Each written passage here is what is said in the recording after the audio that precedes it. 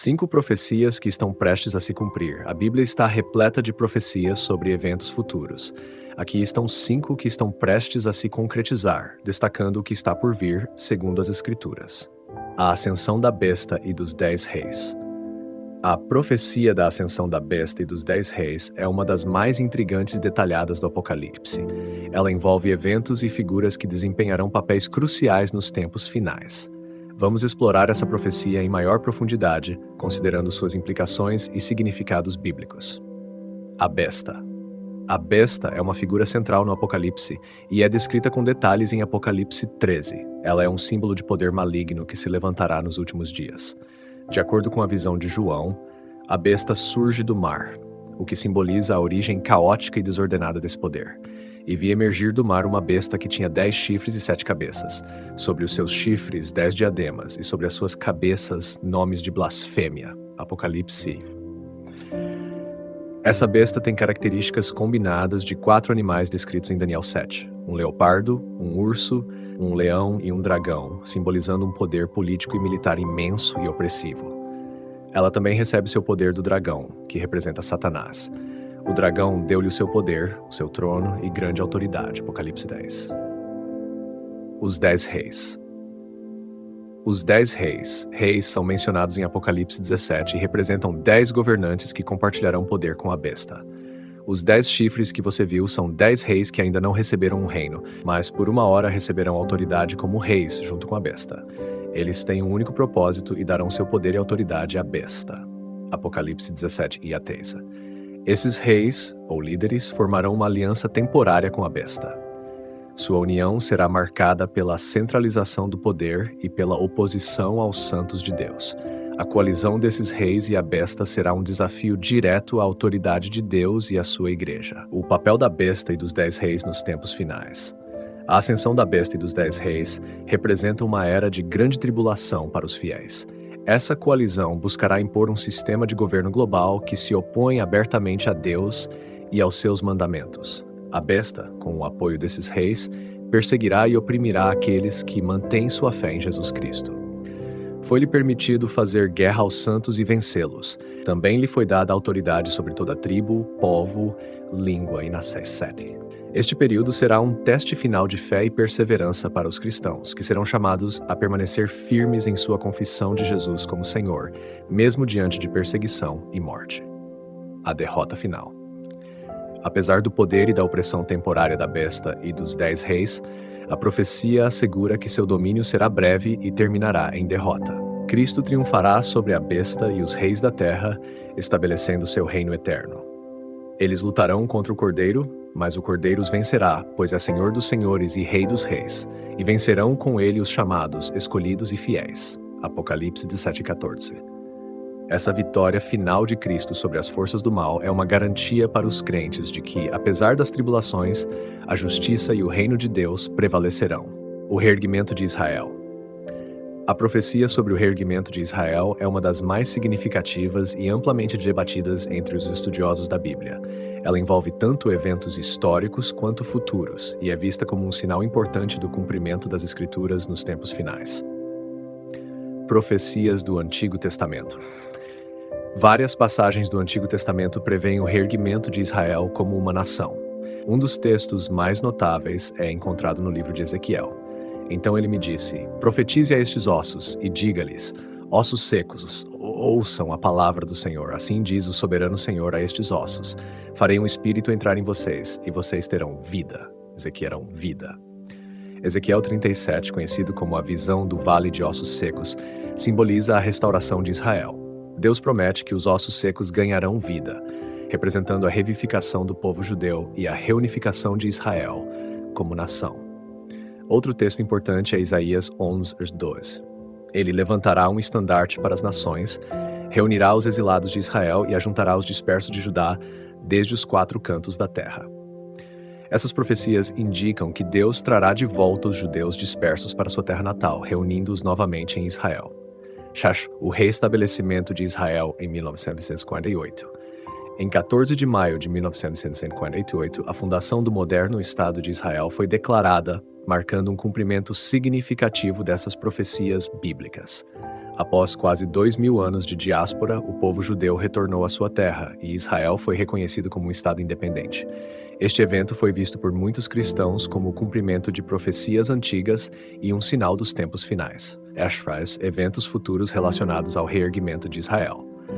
Embora a restauração de Israel em 1948 seja um cumprimento profético importante, há ainda eventos futuros previstos na Bíblia que se relacionam com Israel. 1. O Templo em Jerusalém. A construção de um terceiro templo em Jerusalém é uma profecia que muitos acreditam que ainda será cumprida. Em Daniel 9:27 e Apocalipse 11:1-2, há menções de um templo em Jerusalém que será significativo nos últimos tempos. 2. A paz e os conflitos.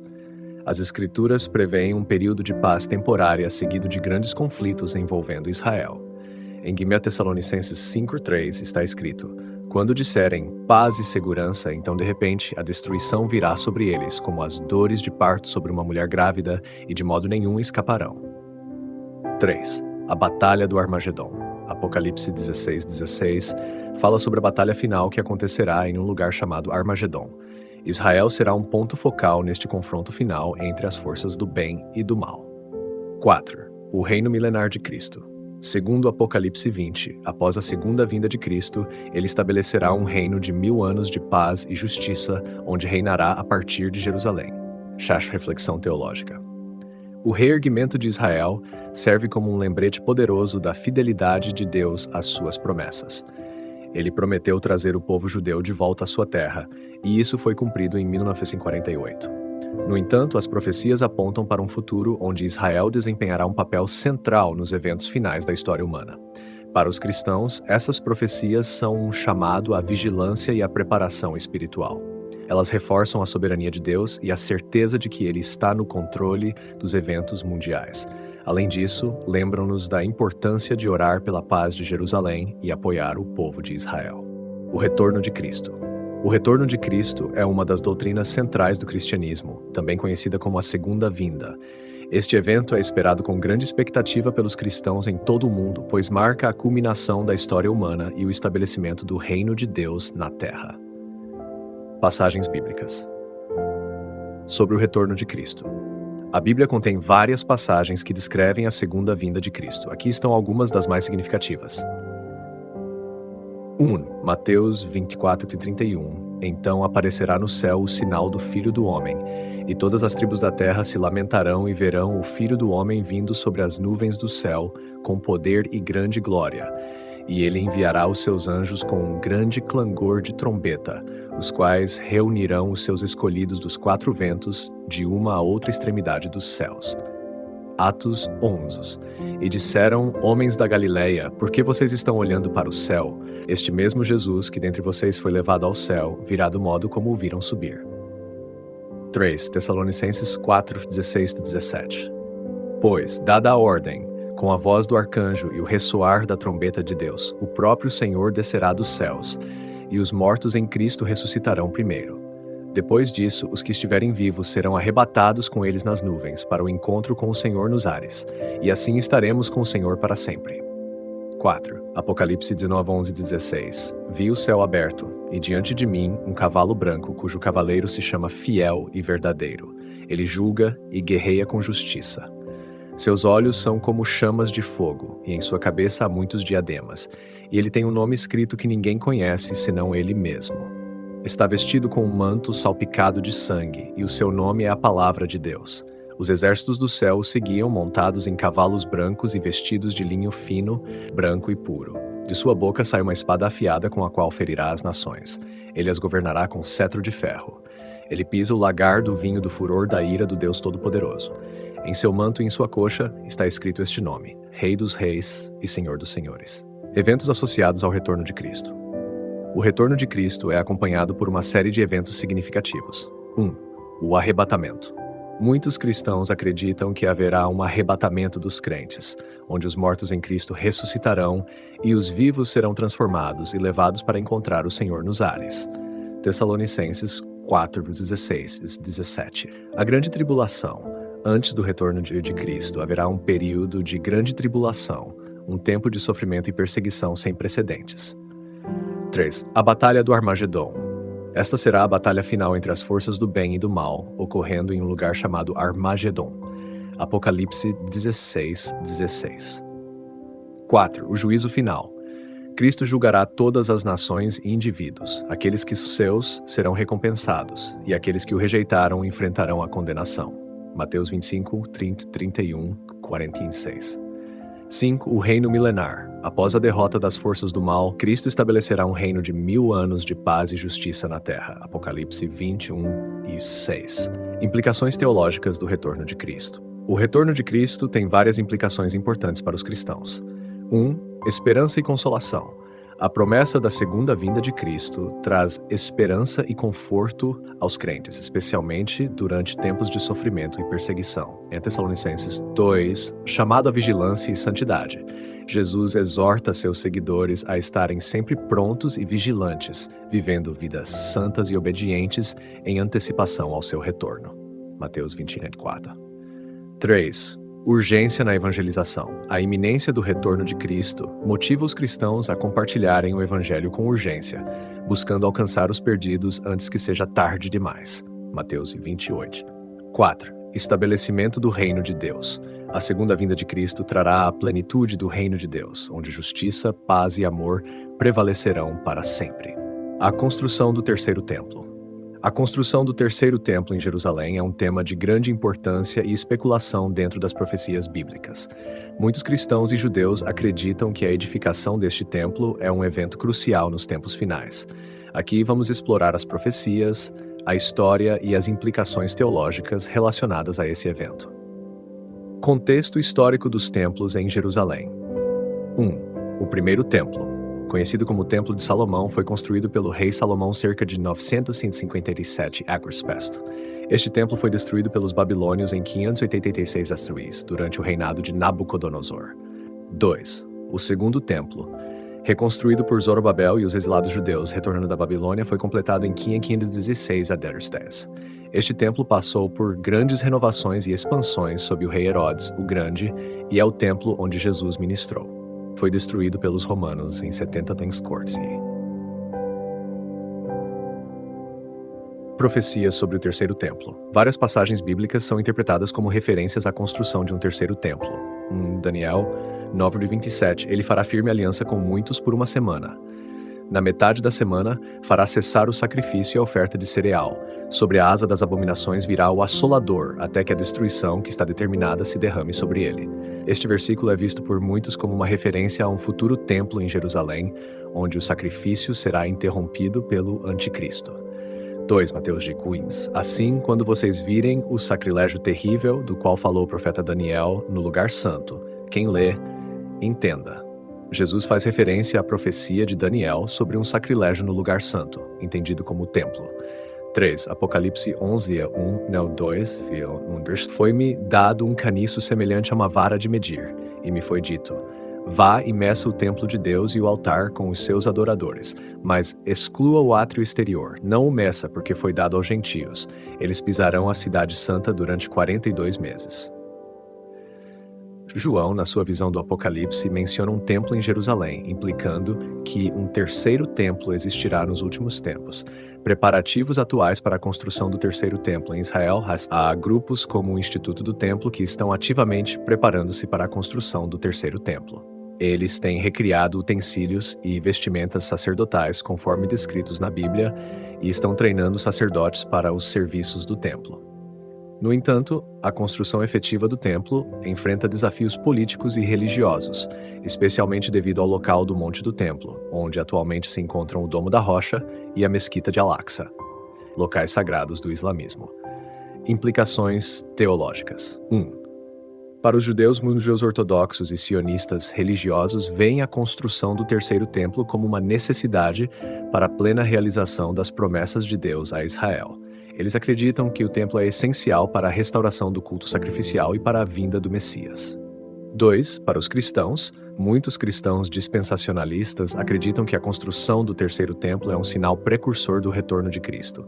Eles veem o templo como um lugar onde o anticristo se revelará, conforme 2 Tessalonicenses 2:4.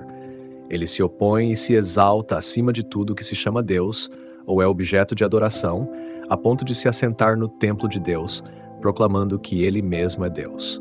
A construção do terceiro templo é um evento aguardado com grande expectativa e reverência por muitos judeus e cristãos. Embora o templo físico seja importante, a Bíblia também nos lembra do templo espiritual que somos nós, os crentes. Não sabeis vós que sois o templo de Deus e que o Espírito de Deus habita em vós? Assim, enquanto esperamos os cumprimentos das profecias, somos chamados a viver em santidade e comunhão com Deus, sendo nós mesmos templos vivos do Espírito Santo. O Armagedon. O Armagedon é uma das profecias mais intensas e dramáticas encontradas na Bíblia, relacionada ao fim dos tempos. Refere-se à batalha final entre as forças do bem e do mal, culminando com a intervenção de Cristo e a derrota definitiva dos inimigos de Deus. Referências bíblicas ao Armagedon.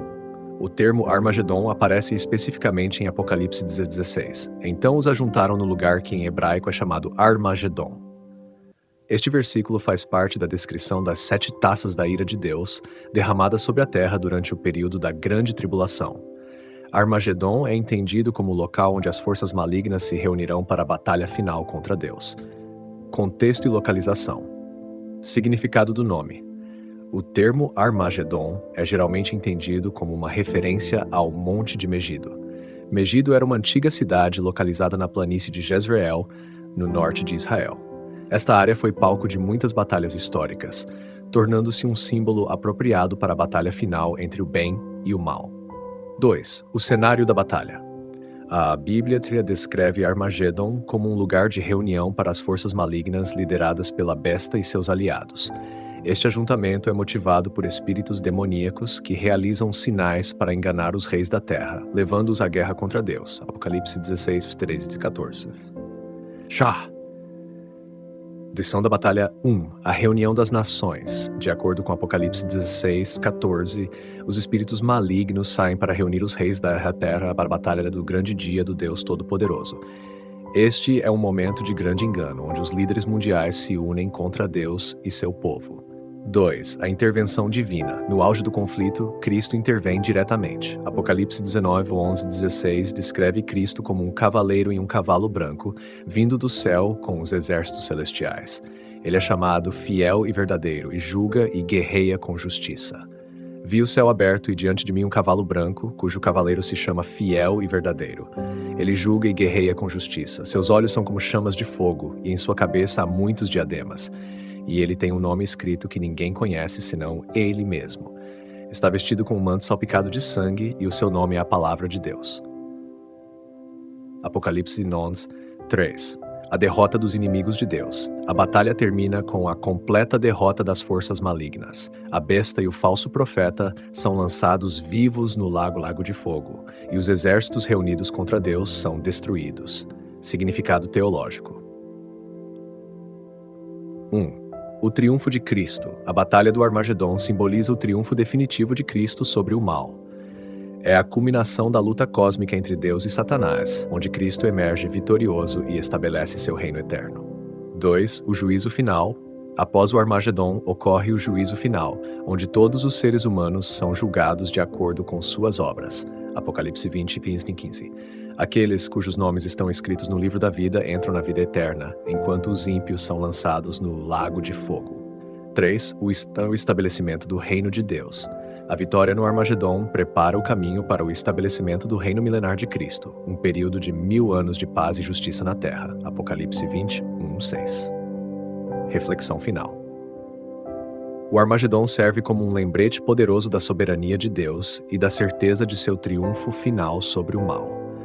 Para os cristãos, essa profecia é uma fonte de esperança e encorajamento, assegurando que, independentemente das tribulações presentes, Deus está no controle e seu reino será estabelecido com justiça e paz.